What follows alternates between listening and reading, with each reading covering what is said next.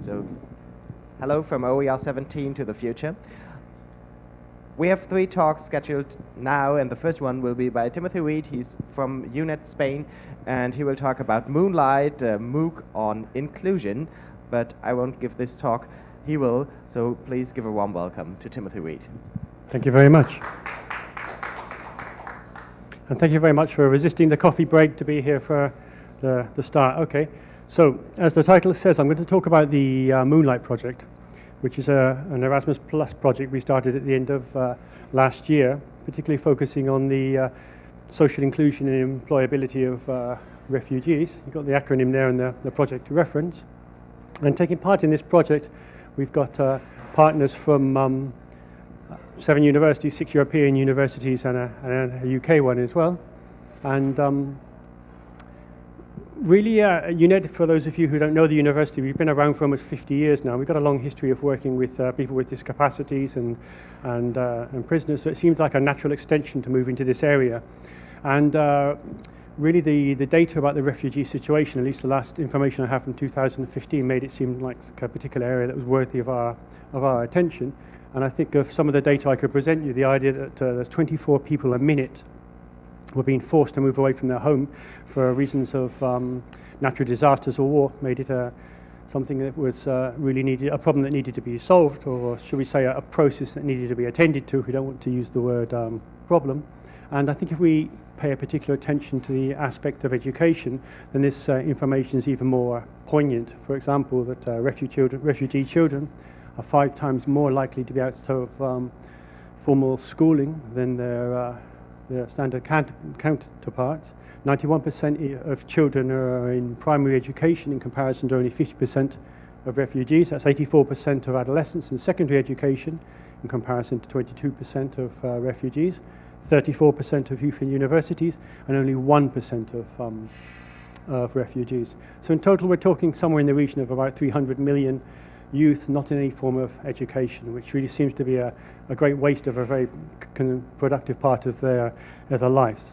And there was a very poignant article published in The Guardian some time ago, which I think says this really quite well. And it's not just a question that refugees being made victims because they're forced to move away from their home. It's a question of impotence in a way, that they're not allowed to take part in any autonomous and proactive way in taking charge of their life, which in a way I think it would happen to any of us if all of a sudden we were made to move away from this room and be forced to take part in a process which wasn't actually under our control. We start to feel alienated from that, and one of the natural conclusions of that could in fact be radicalization. So it's something that we really need to take seriously. If I give you a practical example, in the Dadaab refugee camp in Kenya, there's somewhere in the region of 350,000 Somali refugees there. Now there's probably a reasonable representation, a cross-section of their society in that particular camp. But the sad irony there is that none of them are actually allowed to work or take part in any constructive way of giving back to the surrounding area, which is really a bit of a shame, really. It's not enabling them to become self-sufficient or look after themselves. And I don't think we have to go that far. I don't want to give name any countries, but in the European social context, for example, even the countries that are receiving refugees aren't necessarily allowing them to become proactive in looking after their own futures. One thing's the data, the other thing is what the actual people themselves say. And the interesting thing, I was talking to some refugees in the Mobile Learning Week conference in Paris a couple of weeks ago, is that they're fully aware that they need to get the education, but it's terribly difficult for them to be able to do this. I mean, there's quite some harrowing stories of younger people who've moved away from their families. They've traveled several thousand kilometers to get to a new country just to be able to have access to basic education, something which we almost take for granted here. So, what can we try and do to help this situation?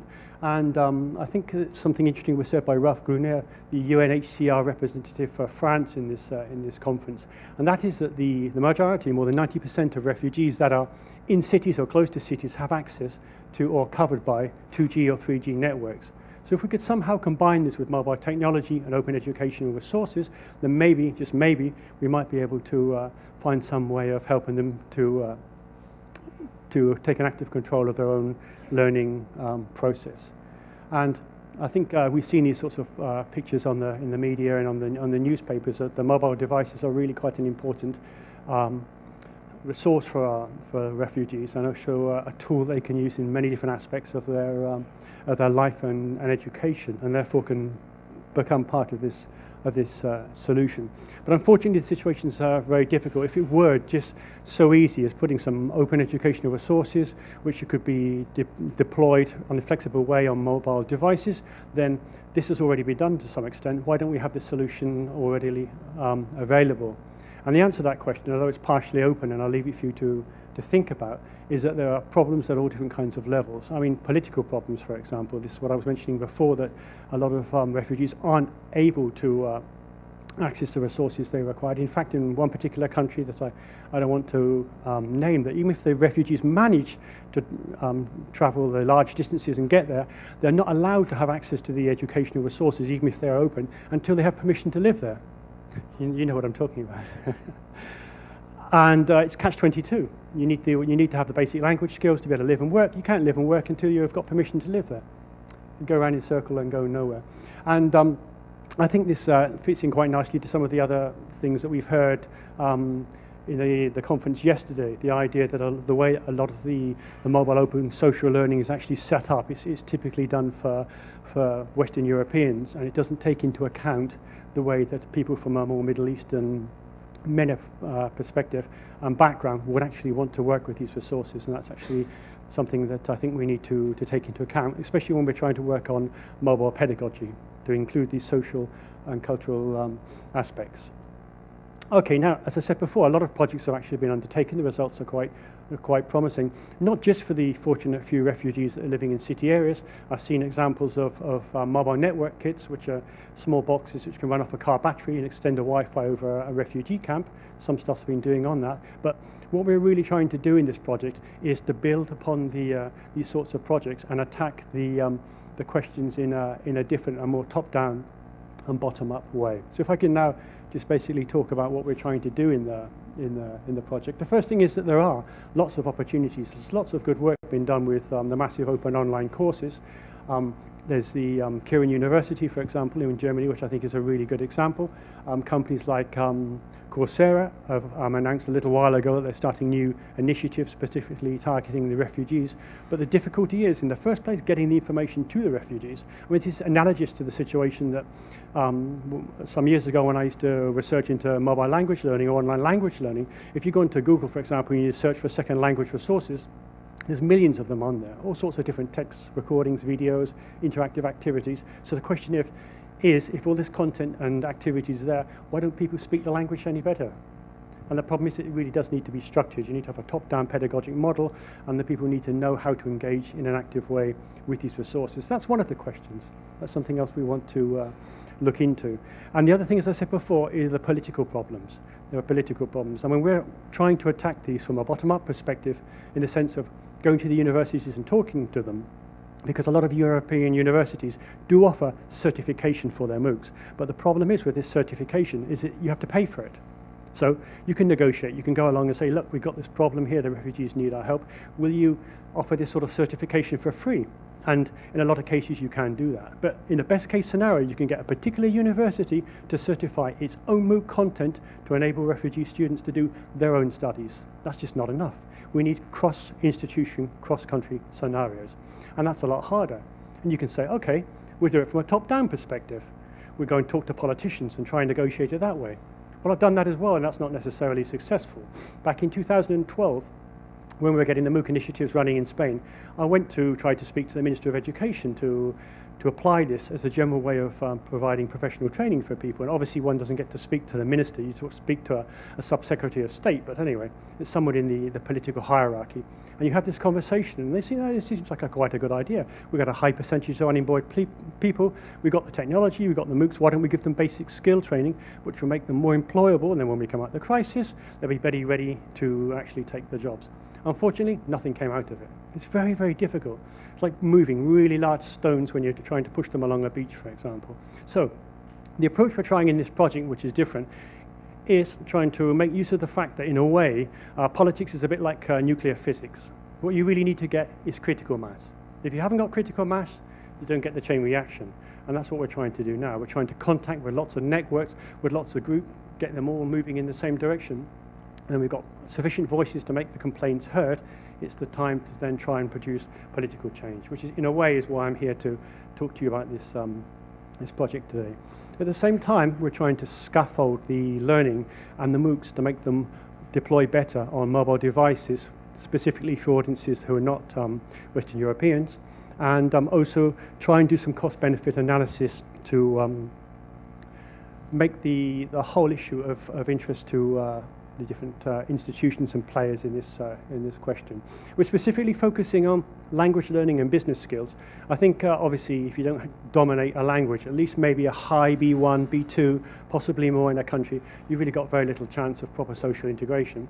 I mean, you probably know more about this than I do. So I think that's that's a particular goal. And why are we focusing on business as opposed to science or other kinds of skills? Well, one of the problems I mentioned before is that if people are not being taken seriously by and being offered a job, if you've got business acumen, you can start your own spin-off. You can start your own small businesses with crowdfunding, and that way offer a solution to your own people. And that's the sorts of things we're trying to work.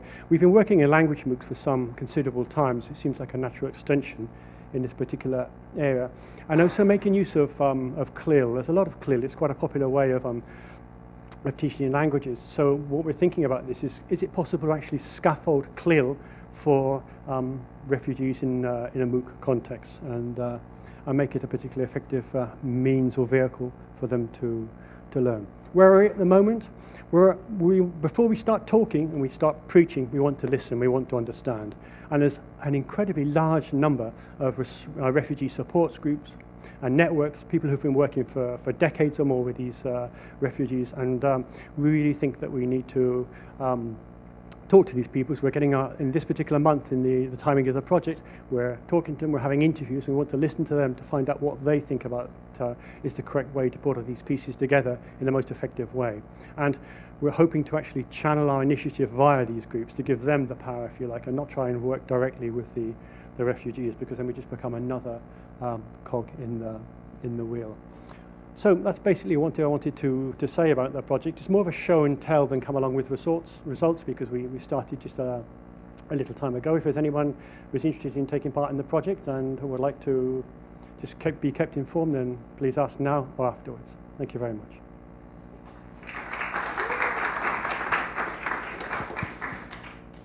I come to you with the microphone because we have a live stream and a recording, so your question will be only understandable if you put it into the microphone. Thank you very much. I was looking forward to this talk since I saw the program. I'm doing my PhD at the moment, and I'm looking at personal learning environments and how, in a way, and I do think it is a solution for refugee education. Although I think that the scaffolding is key. And there is another thing. I can't say it would be too much to say I am a refugee, because I left my country because of very bad conditions and very terrible situation. And there is a whole emotional aspect that really comes into the learning, and I think it's quite difficult for them they have really a very terrible situation. So I think I would love to take part in the project. I am a math teacher, and I also think that that's another skill that would be just in a very low level, but it would be, so just to say my admiration for the project, and I would love to, in a way, do what I ever can. Either it is through my PhD and maybe addressing things that I maybe don't know now, and I could address that, and then offering my time, the little I have, but I just think it's marvelous. Really very, very, very beautiful project. Very much, and we're more than happy to include you in the collaboration and in the project. I mean, it's a very frustrating situation, and one thing is to be bombarded with all the news from the television and the social media, where that happens so often. You get to a certain position where you're desensitized in a way. But it's when you're actually in the conferences and the workshops and the refugee supports group, and you actually talk to the people, and you have faces and names and stories, then it becomes it puts the hairs on your arms, makes them stand up in a way. So thank you very much. We'll definitely think about it. Thank you.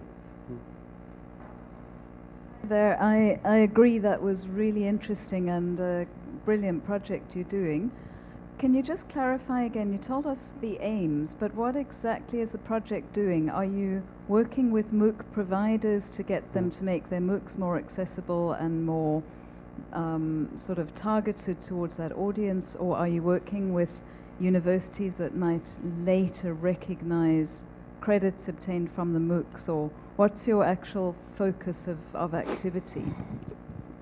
It has more than one particular objective. I mean, it would make sense for us to start to prepare MOOCs for refugees because there really is quite a wonderful offer. I think what we're really focusing on is trying to join the dots, if you like, because on the one hand, we need to talk to the universities to persuade them that this is a group of people who should have special attention, so that if they come along, I mean, for example, we're assuming that some of them don't have basic education, and that's also the case. But some people do already have degrees. They already have qualifications, and they're professionals, but they've been displaced. The second you use your social context, your qualifications are no longer recognized. And you talk to people, and if they're really lucky, they're working in the service industry, and they might be chartered engineers or economists, and it's so frustrating to them. They're terribly grateful because they've got nothing better.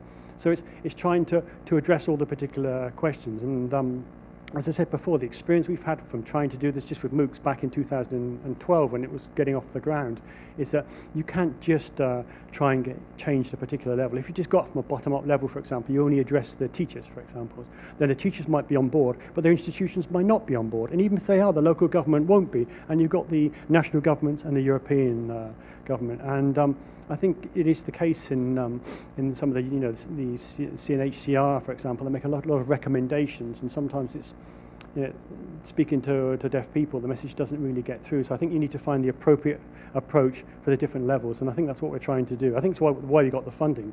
I think if we put forward a project at the end of 2016, just saying, oh no, we're going to do MOOCs for refugees, we have never got the funding in a million years. Tina Papathoma from the Open University. Thank you for your talk. It was very interesting.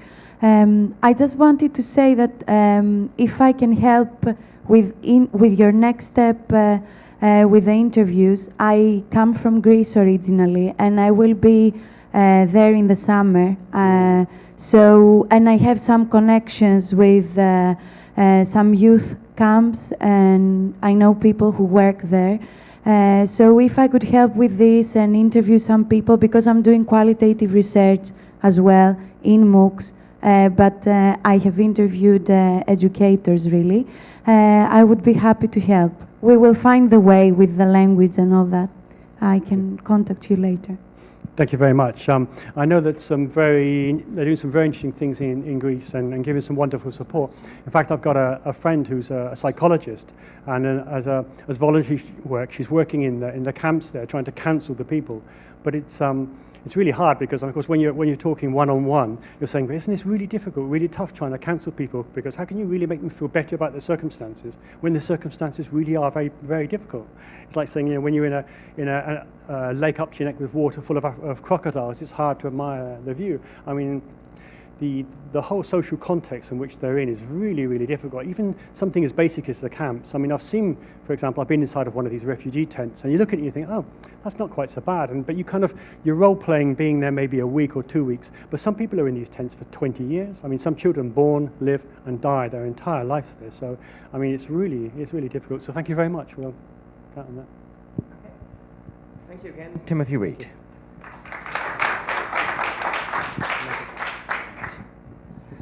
The next talk will be by Simon Horrocks, and he's from the Open University in Wales. And we know that there was quite some activities going on in the last years. And if you have read the title of this talk, you're probably as curious as I am if there's still hope or all hope is lost for OER. And we'll see the presentation. Do you need some more minutes, or is it?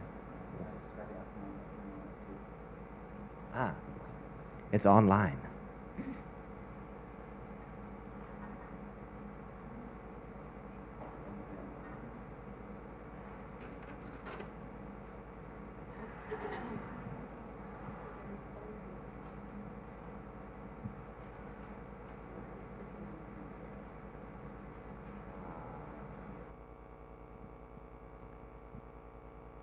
but we can talk about this. Is anyone else feeling cold in here? Yes. So can we change the? Yes, Martin can. Martin can change everything.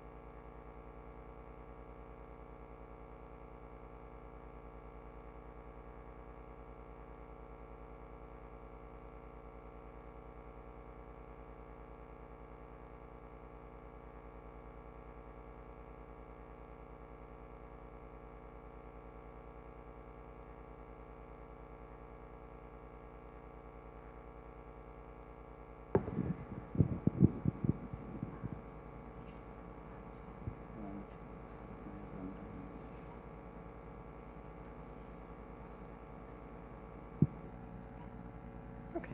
Sorry.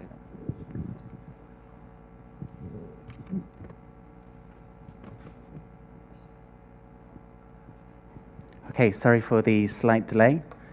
Borada. Good morning. I'm not going to test you on your knowledge of the Welsh language, I'm sure you'll be pleased to hear. But I did use a couple of Welsh words at the beginning of this presentation, so I think I ought to just spend a second to explain for those of you that haven't used Google Translate to understand what Cymru agored means.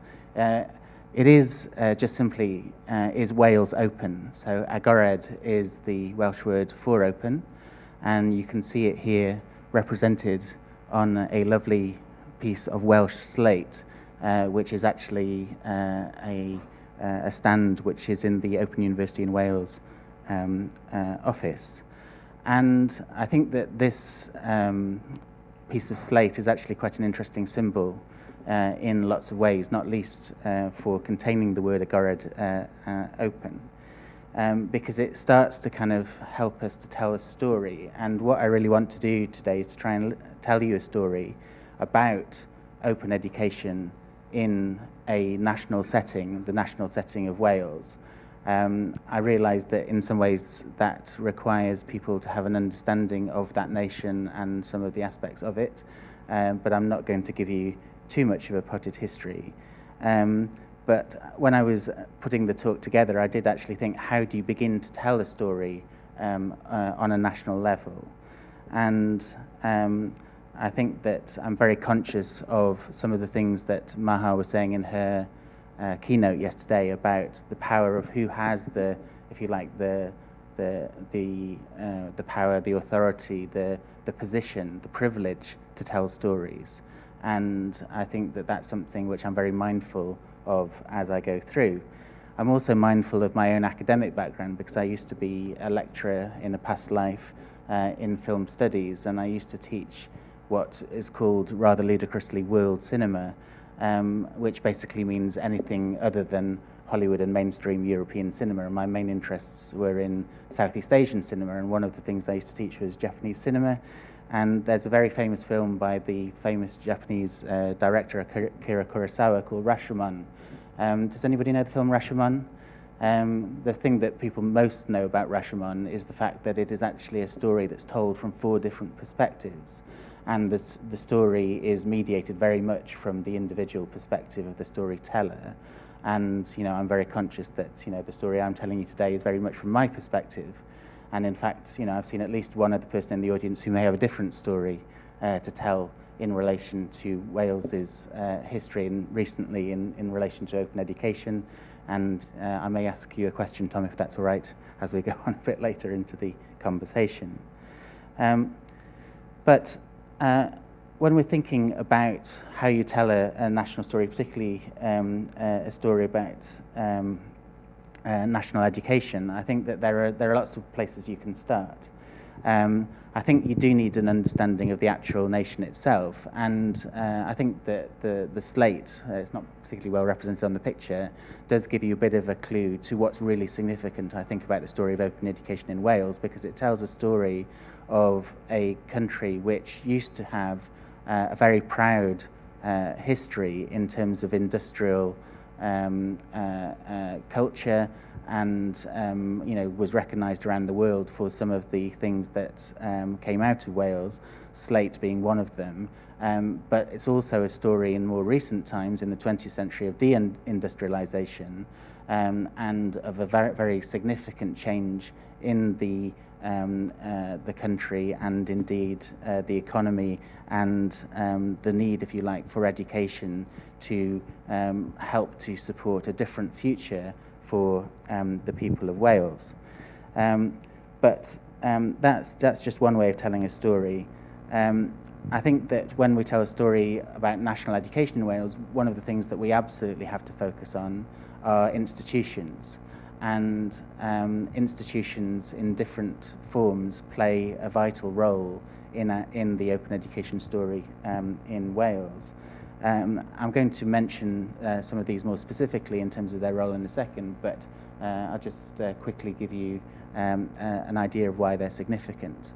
So the Welsh Government within the United Kingdom is one of the governments that has devolved responsibility for education, and that is a responsibility that stretches right across the educational spectrum, from preschool through to post-compulsory and therefore tertiary higher education. It also has its own funding council, which is HEFCW, the Higher Education Funding Council for Wales, which in theory is what we describe as an arm's length body that is responsible for the strategic development and management, and previously much more directly the funding of the higher education system. Universities Wales is, if you like, the umbrella body for the actual higher education institutions themselves. And the last one that I'm going to mention, and this really will test your Welsh, the Coleg Cymraeg Cenedlaethol, the National Welsh College, is a body that was set up directly by the Welsh Government to support the promotion, development and sustainable culture of Welsh medium higher education, so higher education through the actual language of Welsh. So these are some of the kind of key institutions. But institutions are only one part of the story, and I think that it's what those institutions do, and I think documents that they produce often also tell us a significant part of this story. And as far as the story of Welsh open education is concerned, I think we can almost point very specifically to this one moment, which is the remit letter, which is produced by the Welsh Government, actually by an individual, a minister of the Welsh Government, Minister for Education and Skills, which is giving the Funding Council its kind of direction, its steer as to what the most important priorities are for the coming year. And I think it is important to know that it is done on a yearly basis, because actually this is part of the story, that from year to year, what is the story that is told in the remit letter in terms of the priorities can change quite dramatically. But when we look to the remit letter for 2012-13, which was produced around this time of the year, usually sort of March, April of 2012, we can see that the minister, the then minister, who I'll come to in a second, was somebody who was actively encouraging the Funding Council, and through the Funding Council, the sector, to take a concerted view when it came to the development of open education and digital resources more broadly. At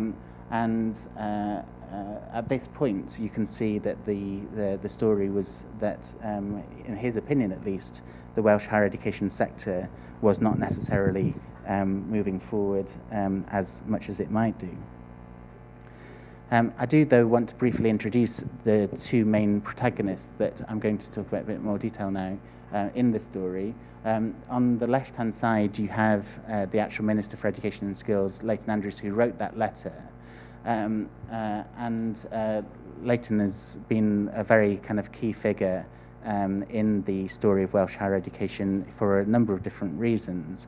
But where this is concerned, I think it's fair to say that, you know, he was the person who, in the government, had a very personal and specific interest in the potential for digital and online education and for open education specifically within that.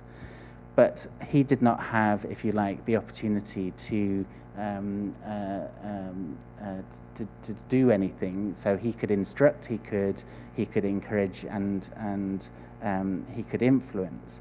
But the person ultimately, I think, who had probably the most direct role in terms of trying to put this into practice for the sector was the then Deputy Vice-Chancellor of the University of South Wales. He's actually now Vice-Chancellor in Scotland, Clive Mulholland, because Clive was actually chair then of a group of the Pro-Vice-Chancellors for learning and teaching in the Welsh higher education sector, and they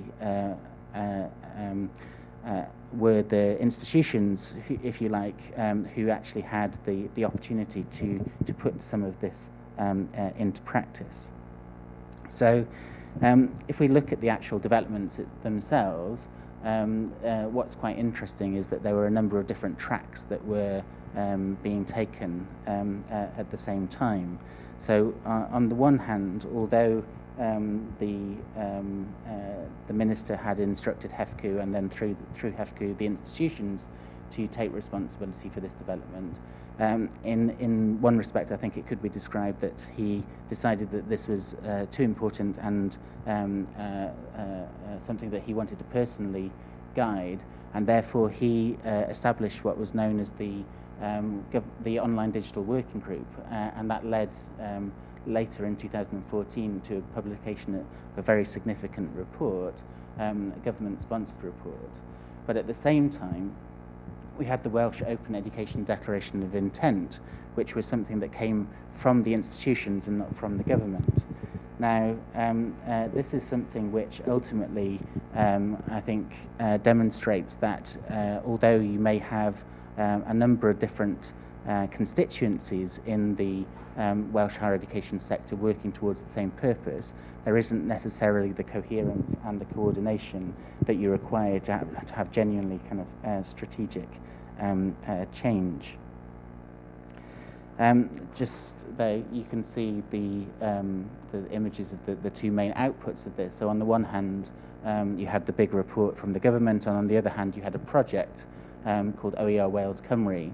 There were other projects, and this is where a colleague in the room, Tom Bartlett, comes into the story, because the Funding Council were also responsible for funding open education development in other ways, and there was a project in Mid and North Wales, which Tom has managed, called Cadarn, which has actually had a very significant kind of impact on certain institutions in giving them the opportunity and the capacity to develop open education, and particularly open educational resources.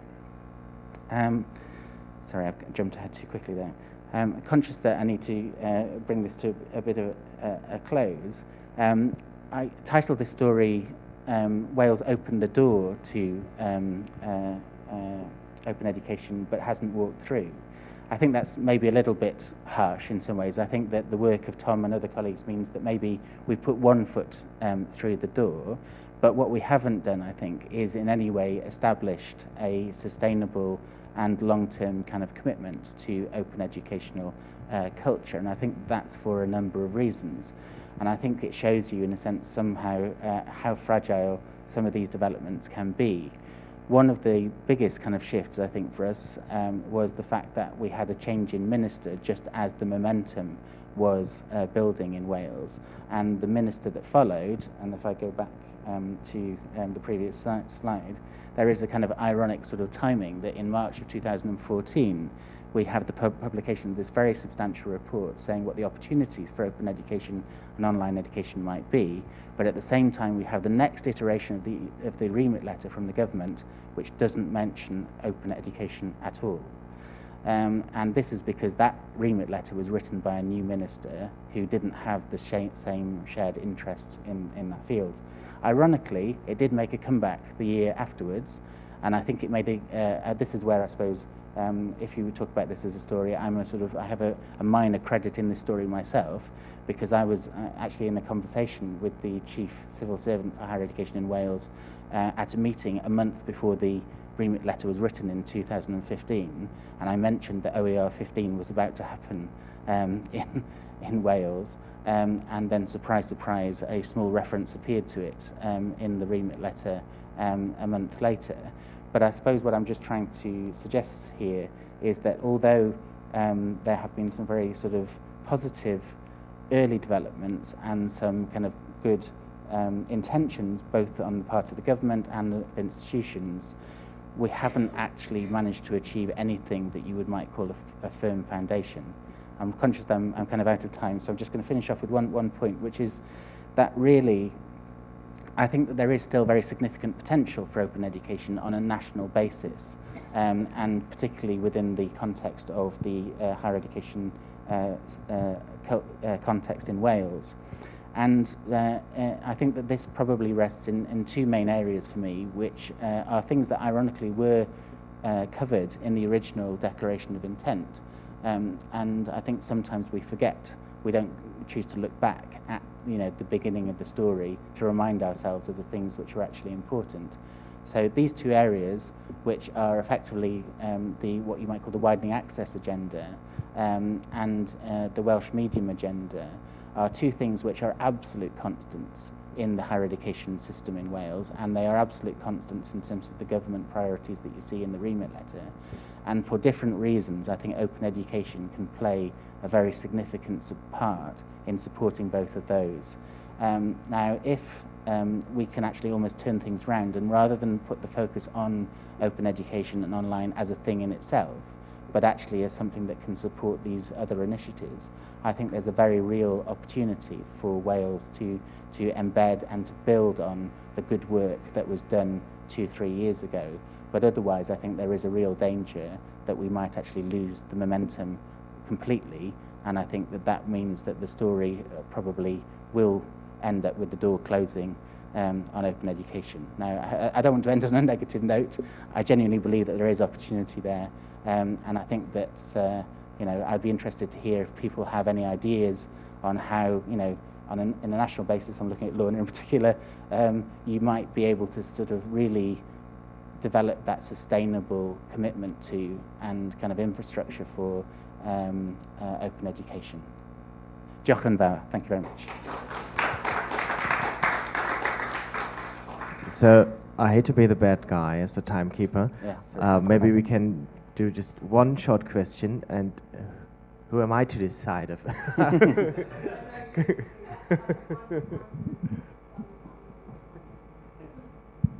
Happy life, Simon. That was really good to hear. I personally didn't say anything about Wales when I spoke about policy developments in the UK because I wasn't up to speed, and I think it's a very welcome reminder of just how much good work did in Wales. I mean, it went on in Wales. Your last question, I can't answer it. How do we actually have a sustainable impact? We failed in Scotland to get the ear of the government, and for quite a long time we were quite envious of what you were managing to do in Wales because you were actually reaching that government engagement.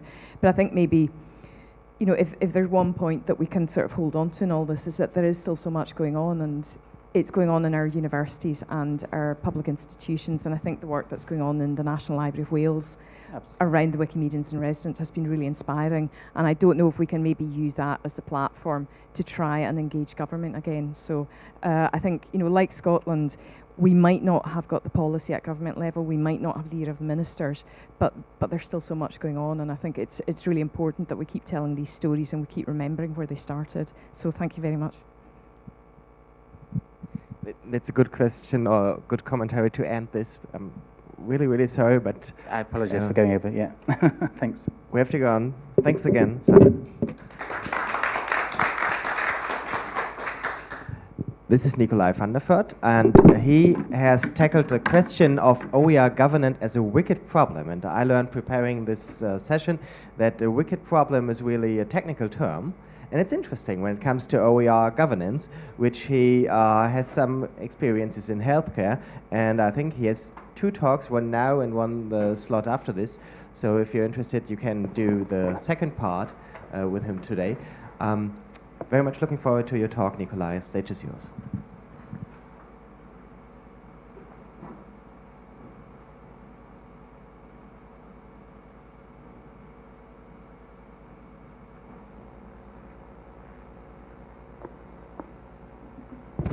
Okay, is the mic okay?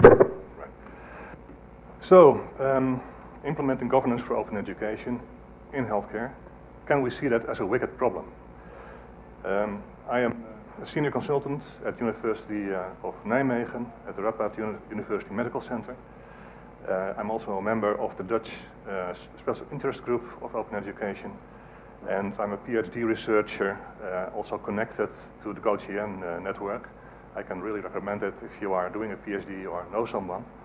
Very good place to get a lot of impulses. What is the topic of my research is governance for open education ecosystems in healthcare. So what I'm presenting today is a part of that. We are doing a project back home called CoCura, Content Curation and Applications, where we are implementing OERs. And we try to see it as a wicked problem. So I will tell something about how we can see that, how we can move forward from old ways of blueprint thinking to more complex adaptive systems, and what the meaning is for governance of open and the politics of open. So first, a little bit about the project, and I'm not going into that very deeply. In the next session in room 6, I will go into details and results. But what we are doing is that we have been curating OERs, open courseware, MOOCs, open textbooks. We found 14,000 resources online, and the question is, are they all good? Can we use them in the curriculum? So we had a summer with 4 students, and they tried to find out which ones met all the criteria. Is the level okay? Can it be used in the curriculum? Can it be translated culturally, and so on? And we ended up with 2,600, almost 2,700 resources that met the criteria.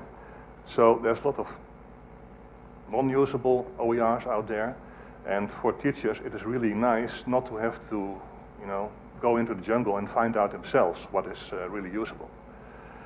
The purpose is that we will implement it in the curriculum and creating open educational practices with that. And now we have narrowed down the list so much that we have between 30 and 150 resources per special medical specialism like cardiology. It's easier for teachers to go into that. Of course, we have many different teachers with different needs, and this is a long-term project. It's also connected to curriculum reform, so we have a lot of things going on, and teachers are really loaded with work, and they really need to be helped to make it easier for them to apply it. This is happening in our institution, but we're also going national, and with all the university medical centers in our country, 8 of them, we are trying to set up a national structure for that, and also a national governance structure. So, blueprint thinking or a wicked problem. What is a wicked problem? A wicked problem is a way to describe a problem that is, so many facets, so many points of view, so many players in the field, so many ways of viewing it, that it is quite difficult to solve it in a blueprint way of thinking. And there are often many dependencies, and if you pull one string, then something else is happening elsewhere in the project. So how to manage that? For the more visual people, there are lots of stakeholders that perhaps cannot agree so easily. It requires a very complex way of judgment. There are no clear stopping rules of when is the project finished. There's no real fixed objective. There are many alternatives, but we have to discover what kind of alternatives there are. And usually there are quite strong ethical, moral, and political dimensions connected to it.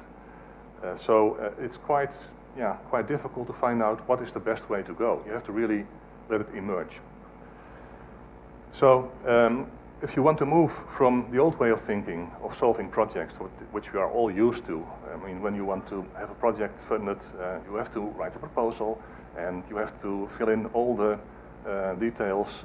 You have to say exactly what you're going to do before you start, and so on and so on. In real life, projects do not behave like that. And that's the problem we want to tackle. So this is the reductionist way of viewing, the blueprint thinking way. And you can see it as a finite problem because the project is finished, it's ready, problem solved. Okay, we move on. But the wicked problem, also called sticky issues sometimes, or complex adaptive problems, can be seen as infinite games. They go on and on and on. And they have some characteristics. So let's walk through it. Blueprint has clear boundaries. Wicked problems have very unclear boundaries, open boundaries, or fuzzy boundaries. Blueprint thinking, there's usually a beginning and an end. When you have the deliverables, you are ready, project finished. But in wicked problems, it's more a continuum. It's not really finished at one point of time. The rules for the game in blueprint thinking are known and they are constant. You know what to do, you know what the rules are, but in wicked problems, the rules can change. And this is really twisting your mind when you come to think of it.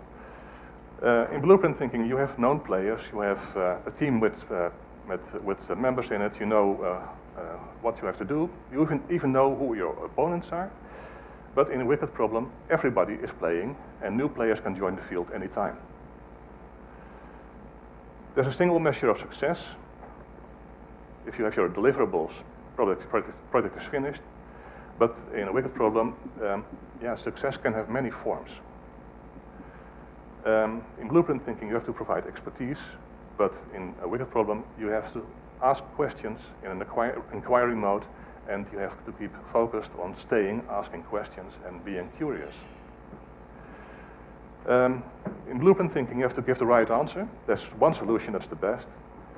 But in wicked problems, you have to find a fix that fits. The purpose is to win, to conquer the problem in a blueprint thinking, but in a wicked problem, the purpose is to keep playing. And the worst thing you can do is leave the game and step out. You have to go on and go on. Blueprint thinking is quite predictable and linear. You have your project phases and you know what to do in each phase. But in wicked problems, it is quite unpredictable what will happen. And sometimes patterns emerge, and you have to find out ways to encourage people that successful patterns can be also an indication for a successful project. Stakeholders have are clear who they are, and they behave usually like they are expected, like a team member in blueprint thinking. But in wicked problems, we have multiple stakeholders that don't keep to the rules, and they have different needs. Blueprint thinking leadership will mean to run the project in a way that you meet all the objectives, and within budget, within time, you deliver all the deliverables. But in wicked problems, leadership is really the capacity to help and empower other people. So, a wicked problem is not linear. Not every step is known, but it's really a chain of small events, and you have to find out which are the best, and a small event can have large consequences. So, in fact, we are moving from a quite static frame to a more learning organization, which is also, for a part, self-organizing. One step back. Because we are all trained to do it in the way of blueprint thinking, and our organization is also demanding, it's quite difficult to step into the wicked problem way of thinking. I have some academic freedom, you could say, in my PhD to do something else. but my boss doesn't really like it, and they want really results in a blueprint way. So the inquiry-based way is turning judgment into curiosity, disagreement into shared exploration, defensiveness into self-reflection, assumptions into questions. And this is a totally different attitude than what we have usually. And I think this more open approach fits very well to the values of the open movement. And you have heard them over and over again at this conference. Equity, sharing, empowerment, diversity, inclusion, social justice. I think these are the things that really matter, and that we have to find ways to connect with it more deeply. So what about governance? When you look back at the history of the open education movement, our focus has been mainly on business models and on policy. But governance is a much broader concept than only that. And I regret to say it, but governance is quite common to speak about in business, but not so common to speak about in education. And I think we should do that more. That's something we have to really learn. And then the question is, are the ways of governance that we are used to for closed education, are they applicable to open education? So there are a lot of things connected to governance. Governance for education, not for business, but for education. So of course there are, and these are all quite political things in a way. You have to find a way to attach to your mission, vision and strategy. You have to find ways to find the right kind of management and leadership. There are also always policies and procedures you have to put in place, but which ones? There are business models, of course, products and services. There are legal and regulatory frames, especially in healthcare. This is quite strong. And there's also the question of monitoring and oversight. How do you do that? Especially in a more open environment. So from old to new thinking in governance will also mean that the governance of closed educational systems, which we are used to, will have to change a bit. We are used to a centralized and hierarchical way of thinking, one organization, internally focused, a closed way of centralized administration. Most of our educational institutions are closed institutions. Business models are selling a project or selling educational services with government money. The ownership is with the employer, and we have many examples of it. But what is then governance for open? Well, perhaps it's a bit more democratic. Perhaps it's still one organization, but more outwardly focused. Perhaps it is still centralized, but more open. And also the traditional institution can have more open trades with more, or perhaps it is an open educational institution. Products are partly free or totally free, services also, and there's more a cooperative way of working together. Ownership, usually we use Creative Commons, and it's not the IP that is counting. And well, we have many examples of that already. But my question is, do we have to move on one step more? Because this is still, moving forward from a closed educational institution to something that has open trades. But what is open governance? And I think we really have to find ways to think about that as a community, because this is a new way of seeing things, new way of thinking. And this is a quite experimental table, you could say. It's not ready at all. But I think we have to move forward in the way of finding ways of also decentralized ways of managing organizations in a more democratic way with shared decision making. And also, in our case, patients included, students included, stakeholders included. Policy will be more towards the networked organization, cooperatively with an external focus. And I think also we should move towards more co-creation with shared tasks in a network of institutions. Co-creation, co-financing, and also find ways for perhaps different models of governance that are not existing yet. So moving into treating our projects more into like they are a wicked problem creates a lot of space for the viewpoints of the open movement. But it's quite difficult to do it because we are not used to it. And our institutions really ask from us to behave in the old way. And I think we have to make a lot of political choices to move forward. Thank you.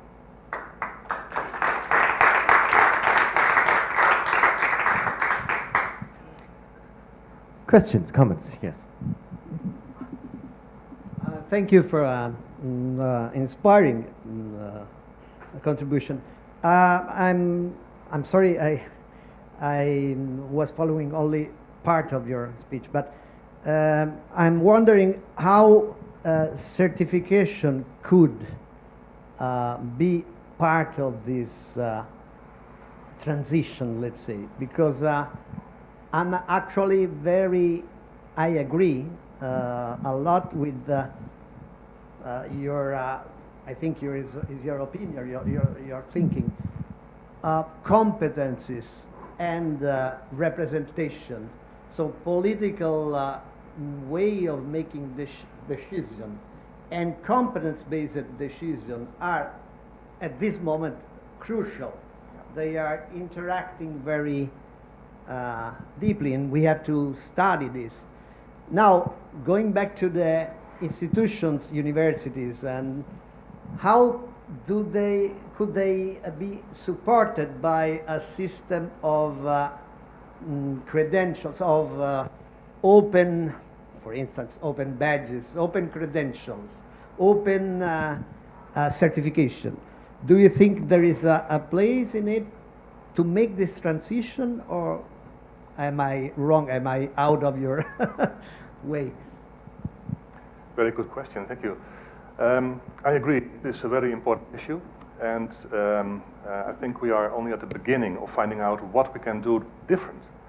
I know there are initiatives worldwide to do certification based on a more open basis, and usually it is a matter of connecting institutions together, finding a way, how can we trust each other, that your education is also good for my students, and not the other way around. At the European level, it's very important. Yeah, and one of the things I see happening now is that several institutions make a commitment to the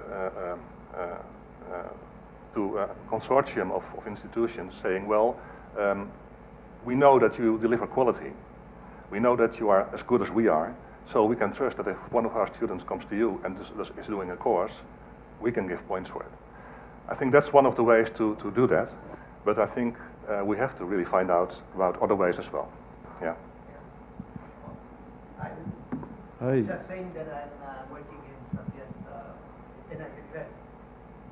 Thanks. I think that was a really good presentation. I think it's got a lot to offer for the future of open education. I can see it can be a tension as well for those of us in the technological community who are used to thinking in blueprint ideas. It's a bit transgressive in that respect, but I think that's exactly what's needed at the moment. And my only suggestion would be that one of the ways forward is to engage outside the academy and the academies as well with the civic space, which I think has got to be increasingly important in Europe. And I've been reading a little bit about developments in Barcelona, about ideas about the digital commons and taking back public ownership. So I think the crossover between what you're talking about and open education and the reclaiming of civic space is a very fertile area to build these kind of arrangements. Thanks. Point taken, yes. I think it's a very important one also, and